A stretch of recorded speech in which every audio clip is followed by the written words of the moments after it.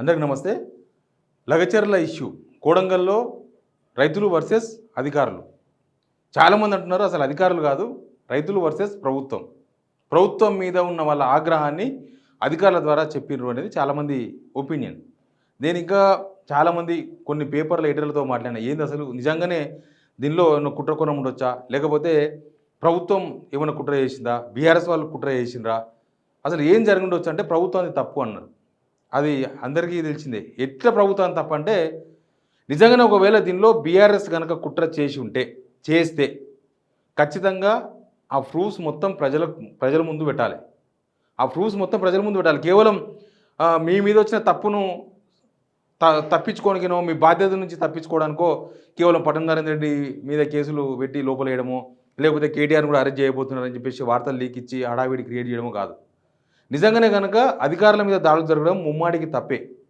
అధికారుల మీద ఏ పరిస్థితుల్లో దాడి జరిగింది అనేది కూడా పరిగణలోకి తీసుకోవాల్సి వస్తుంది. ఇక్కడ ఏ ఇష్యూ వచ్చినా సరే ప్రభుత్వం ఎక్కడ ఫెయిల్ అవుతుందనే విషయంలో ప్రభుత్వం గమనించాలి. వాళ్ళు తిరగబడేది ప్రభుత్వం పైన, వాళ్ళు దాడి చేసింది ప్రభుత్వ అధికారుల పైన. ప్రభుత్వ అధికారుల మీద కావాలని ఇంటెన్షన్తో కొట్టలే వాళ్ళు, ప్రభుత్వం మీద ఉన్న అసంతృప్తిని ఆ విధంగా వెలిపుచ్చారు. ఇప్పుడు ప్రభుత్వం ఏం చేసిందంటే, దీనిలో మాదేం తప్పు లేదు, మాకేం సంబంధం లేదు అని ఒక జడ్జి పాత్రలో ఉండి ప్రభుత్వం బీఆర్ఎస్ వాళ్ళది తప్పు, లేకపోతే అధికారులది కరెక్టు, అక్కడ ఉన్న రైతులది తప్పు, ఇవన్నీ చెప్పే ప్రయత్నం చేస్తున్నది. కానీ నిజానికి బీఆర్ఎస్ఏ కనుక దీని వెనుక ఉండి కుట్ర చేస్తే ఖచ్చితంగా ఆధారాలను బయట పెట్టాలి. మీరు ఇప్పటిదాకా ఏ ఆధారం పెట్టలేకపోయినారు.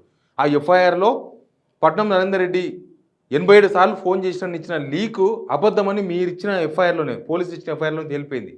కేవలం ఇన్సిడెంట్ జరిగిన 11th రోజు ఒకే ఒక్క కాల్ ఉంది, ఒకే ఒక్కటి.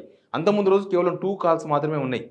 ఒకవేళ పట్నం నరేందర్ రెడ్డి చెప్తే కనీసం ఒక 4-5 కాల్స్ అయినా మీరు ఎస్టాబ్లిష్ చేయగలగలేదా? పోలీసులు చేయలేకపోయారు. కేటీఆర్ పేరు కూడా ఎఫ్ఐఆర్లో ప్రస్తావించారు. కేటీఆర్ పేరు ప్రస్తావిస్తే కేటీఆర్కు పట్నం నరేందర్ రెడ్డికి మధ్య ఎన్ని ఫోన్ కాల్స్ ఉన్నాయి, లేకపోతే కేటీఆర్కు సురేష్కి ఎన్ని ఫోన్ కాల్స్ ఉన్నాయి కూడా మీరు చెప్పాల్సి ఉండే.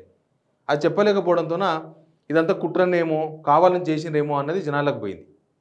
రెండో ఇష్యూ ఏంటంటే, ప్రభుత్వం ఏ ఇష్యూ తీసుకున్నా కూడా ఒక దౌర్జన్యంతో ముందుకు పోతున్నది.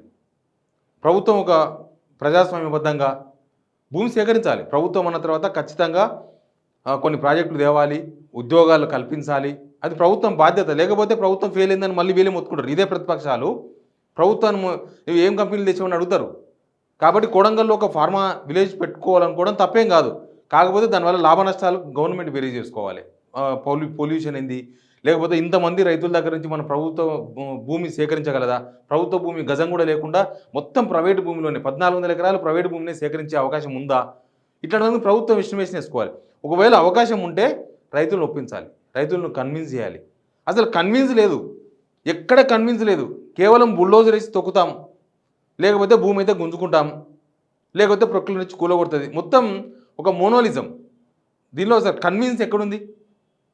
రైతులు ఎప్పటి నుంచో వాళ్ళ తాత ముత్తాతల నుంచి వచ్చిన జాగను ప్రభుత్వం జబర్దస్త్ చేసి గుంజుకోగలదా? గుంజుకోలేదు. ఏ ప్రభుత్వం? అంతకుముందు ప్రభుత్వం కూడా అక్కడ మల్లన్న సాగర్ దగ్గర అన్నీ అయిపోయినాయి. అన్నీ అయిపోయిన తర్వాత, బుజ్జగింపులన్నీ అయిపోయిన తర్వాత, వాళ్ళకి ఇచ్చే అమౌంట్ విషయంలో కొంతమంది ఒప్పుకున్న తర్వాత గొడవలు కూడా అయినాయి. ఎక్కడనేది భూసేకరణ అంటే గొడవలు కంపల్సరీ. గొడవలు లేకుండా భూసేకరణ కానే కాదు. ఏ రైతు కూడా నా భూమిని నీకు ఇచ్చేసిన స్వచ్ఛందంగా అని చెప్పి ఆ పరిస్థితి లేవు. ఎందుకంటే వాళ్ళ జీవనాధారం అయి ఉండొచ్చు. ఇప్పుడు లక్షల రూపాయలు, కోట్ల రూపాయల భూమి విలువ పెరిగిపోయింది. ప్రభుత్వం ఇచ్చే 5 లక్షలు 10 లక్షలతోన ఏమీ సరిపోదు. ఇవన్నీ ఉన్నాయి కాబట్టి ఏ రైతు కూడా ముందుకొచ్చి ఇవ్వడు. కానీ వాళ్ళని కన్విన్స్ చేయాలి, అది ప్రభుత్వం బాధ్యత.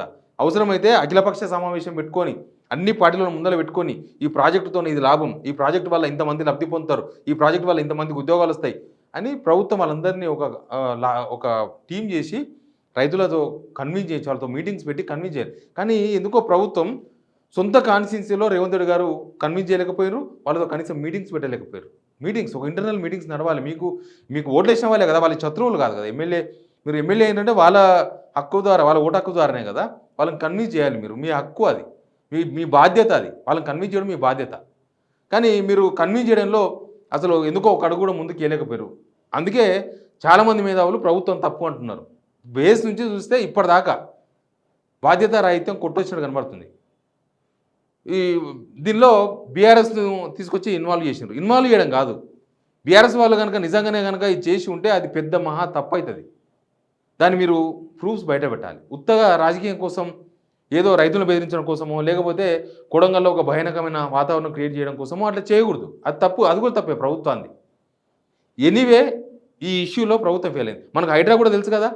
హైడ్రా కూడా సేమ్ జనాలను కన్విన్స్ చేయకుండా హైడ్రా మంచిదే. కానీ దాని లక్ష్యం మంచిదే. కానీ అది అనుసరించిన తీరు ఎగ్జిక్యూషన్ బాలేదు.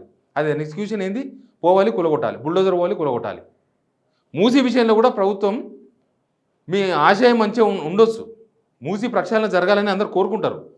కానీ మీరు ఇంకా దానికన్నా ఇంకా పెద్ద డెవలప్మెంట్ చేసి హోటల్స్ పెట్టాలని మీరు అనుకోవచ్చు. కానీ అక్కడ జనాలను కన్విన్స్ చేయాలి కదా! మీరు డైరెక్ట్‌గా పోయి ఆర్బీఎక్స్ అని రాసేస్తే జనాలు ఏమైపోతారు? వాళ్ళ బతికేమైపోతుంది? వాళ్ళ జీవితం ఏమైతుంది? వాళ్ళ భవిష్యత్తు ఏంది? వాళ్ళ కుటుంబం ఏంది? వాళ్ళ కష్టాలేంది? వాళ్ళ నష్టాలేంది? ప్రభుత్వం బేరీజ్ వేయాలి. ఇవన్నీ వాళ్ళకి చెప్పాలి ముందు. బాబు నీ ఇల్లు కూలుస్తాం. నీకు ఇల్లు కూలిస్తే ఇంతకన్నా బంగారంలో ఇల్లు ఇస్తాం. లేకపోతే నీకు ఇల్లు ఇవ్వడం ద్వారా నీకు ఇంతకన్నా ఎక్కువ పెద్ద మొత్తంలో లబ్ధి చేకూరుస్తాం. కన్విన్స్ చేయాలి. ప్రతిదీ కన్విన్సే. కన్విన్స్ చేయకుండా బుల్డోజర్ వేసి కూలుస్తాము, లేకపోతే ఇంకే తెచ్చి కూలుస్తాము. ప్రభుత్వం కాబట్టి మాకు హక్కు ఉంటుంది అంటే మరి ప్రజలు కూడా హక్కులు ఉంటాయి కదా! రాజ్యాంగంలో వాళ్ళకు హక్కులు ఉన్నాయి. ప్రజలు లేవా? అక్కడే ప్రభుత్వం ఫెయిల్ అయింది. అందరూ మేధావులు చెప్తున్నది ప్రభుత్వం ఫెయిల్ అయింది. ఎందుకంటే ఇక్కడ కన్విన్స్ పాయింట్ దొరకలేదు. కన్విన్స్ చేయలేకపోతుంది గవర్నమెంట్ అనేది ఓపెన్‌గా మనకు ఈ మొత్తం ఓవరాల్‌గా ఈ కేసులో కనిపిస్తున్నది. Please subscribe signal TV.